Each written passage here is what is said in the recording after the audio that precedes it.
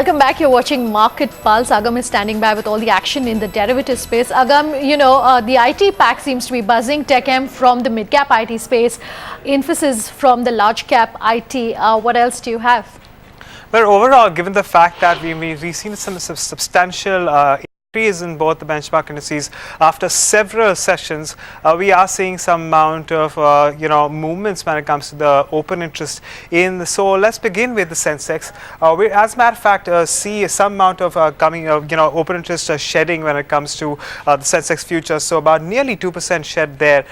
Some amount of longs or rather short covering coming along, and the same goes to the Nifty. If you consider the Nifty too, we are seeing, as a matter of fact, some amount of longs building up. So plenty of action when it comes to the futures, both in the Sensex as well as the Nifty.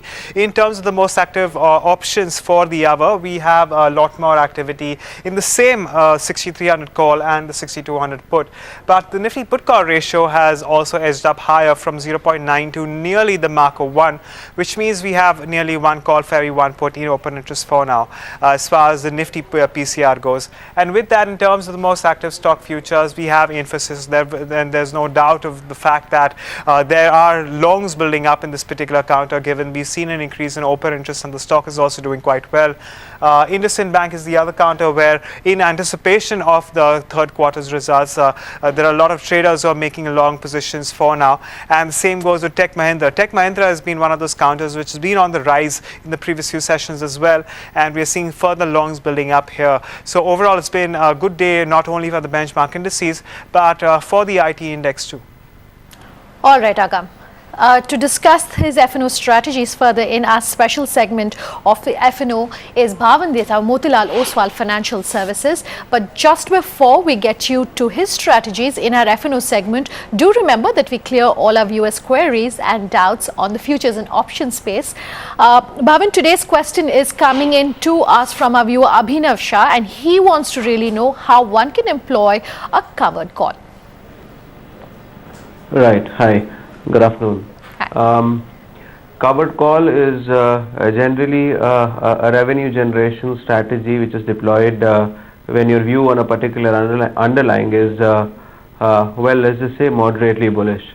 And generally this is one particular utility of option which is optimized by investors.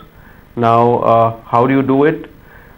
Selling a call is an obligation to sell, right? Now this obligation to sell is okay to somebody who is ready to sell at a particular price. So just to put things in perspective, let's just say that if I have invested in a particular stock at 100 rupees, now at 110 I am okay to sell.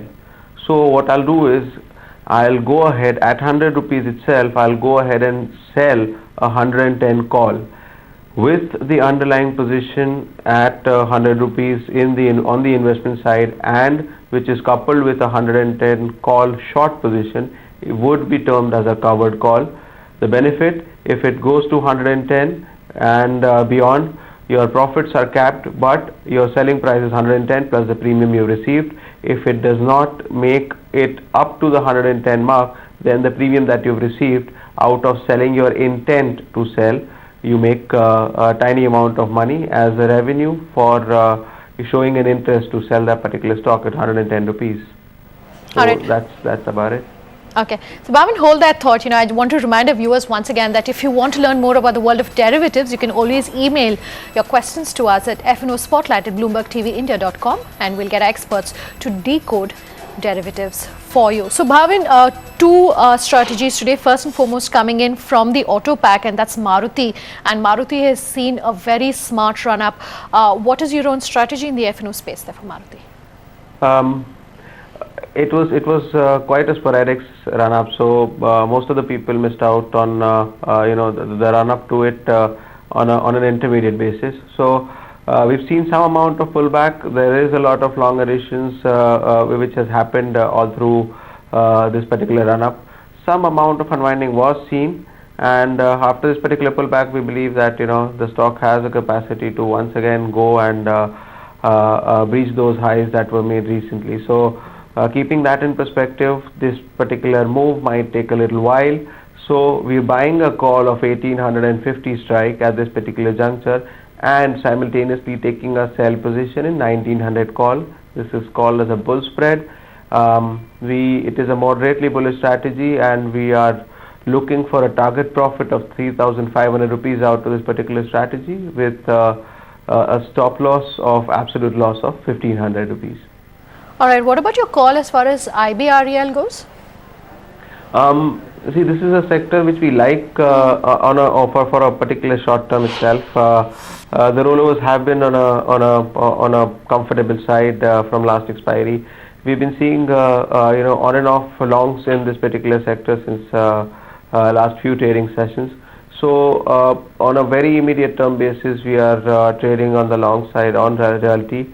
DLF IBREL remains our top pick, and there IBREL can be played for a immediate upside using a 70 call option. Create a buy position in 70 call option, keeping a stop loss at about 70 paise and a target of about 2 rupees 50 paise for a 70 call option, which is trading at around 1 rupee 20 paise, 1 rupee 25 paise thereabouts.